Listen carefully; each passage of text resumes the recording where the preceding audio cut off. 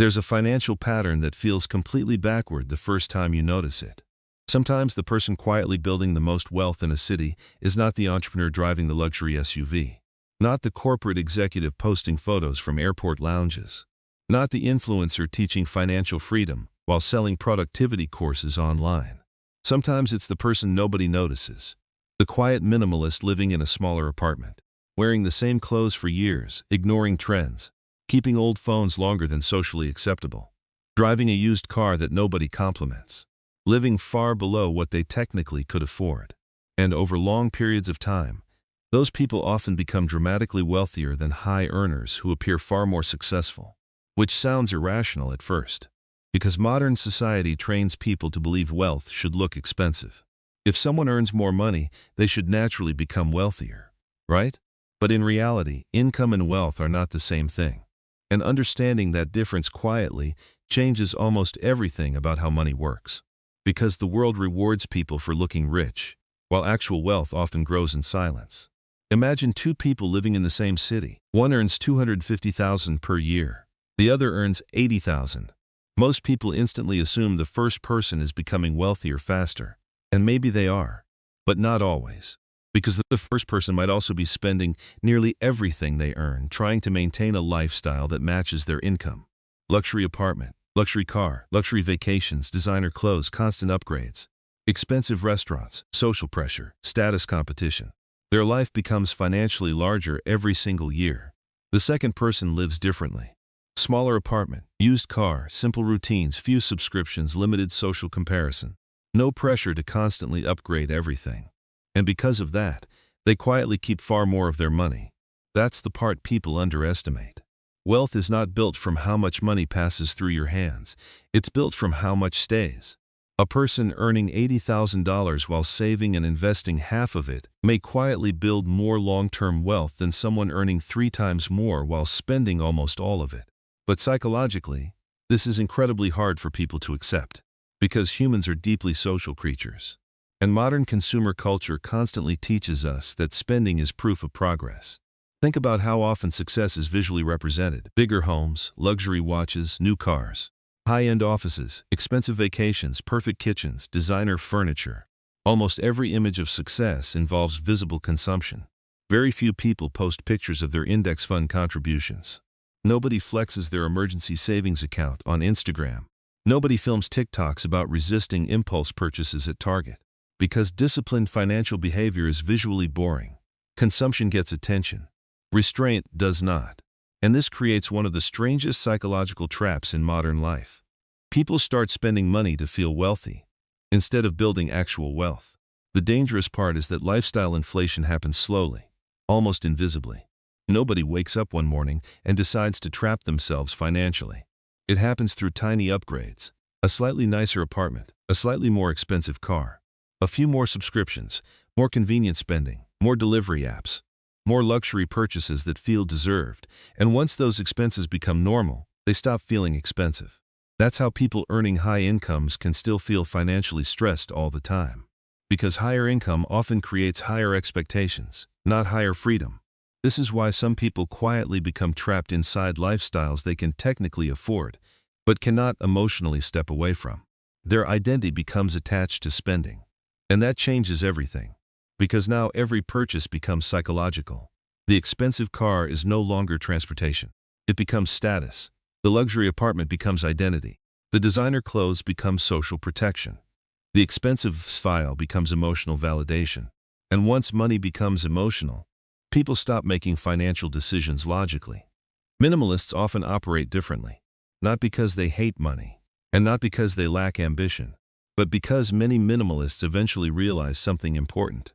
Every recurring expense quietly steals future freedom. A luxury car payment doesn't just cost money today. It costs future investment growth, future flexibility, future time, future options.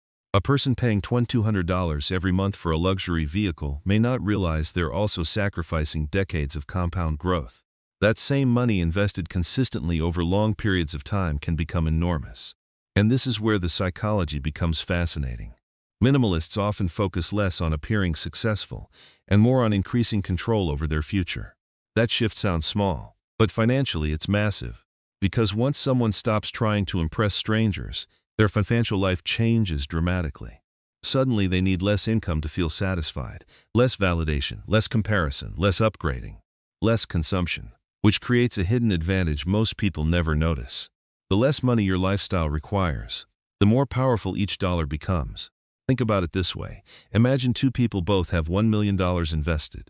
One person needs $15,000 per month to maintain their lifestyle. The other needs $4,000.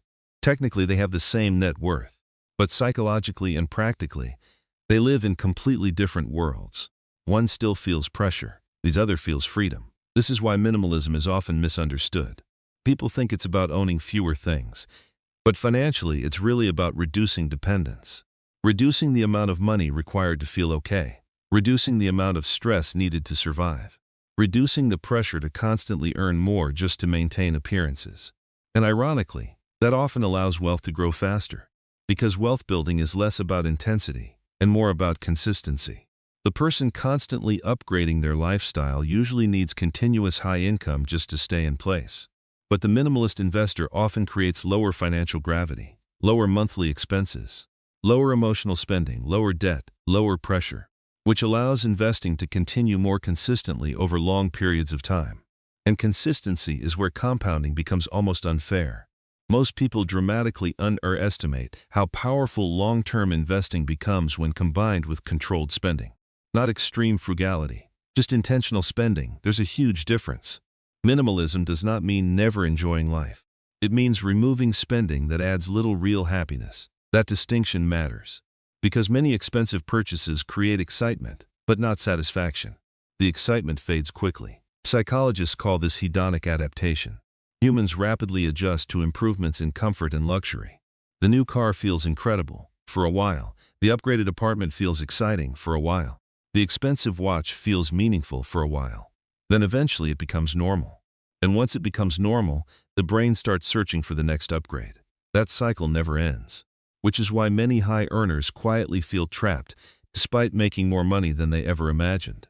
Their expenses rise alongside their income, their expectations rise alongside their expenses, and their financial stress rises alongside everything else.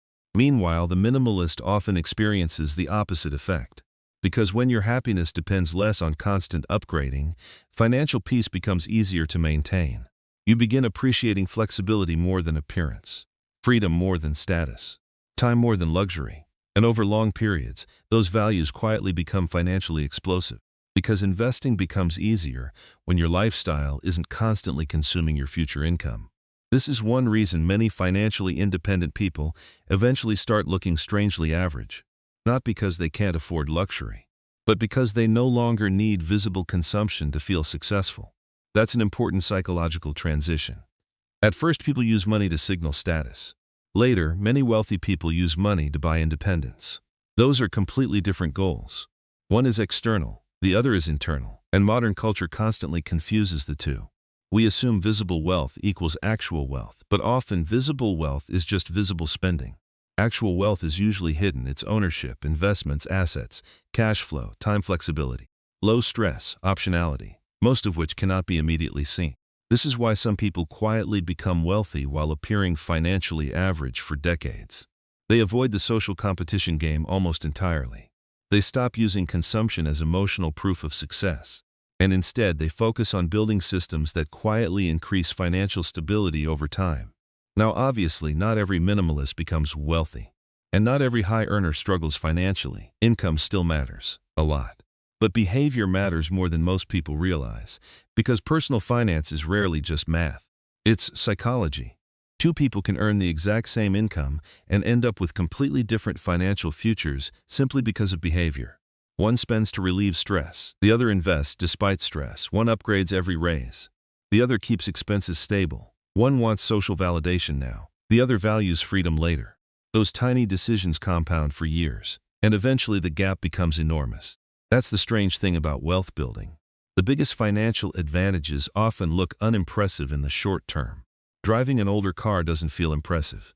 Skipping luxury upgrades doesn't feel exciting. Living below your means doesn't attract attention. But over 10, 20, 30 years, those invisible decisions quietly reshape entire lives. Because every dollar not spent today has the potential to become a future income-producing asset. And eventually, assets begin working harder than labor. That's when the game changes. Not when someone looks rich, but when their money quietly starts creating more money on its own. And maybe that's the biggest misunderstanding people have about wealth. Real wealth is not about displaying abundance. It's about reducing dependence. The less desperately someone needs to maintain appearances, the more financial control they usually gain, which creates a strange paradox. Sometimes the people who look the least wealthy are the ones quietly becoming the most financially secure. And in a world obsessed with looking successful, that hidden advantage becomes almost invisible. But financially, it changes everything.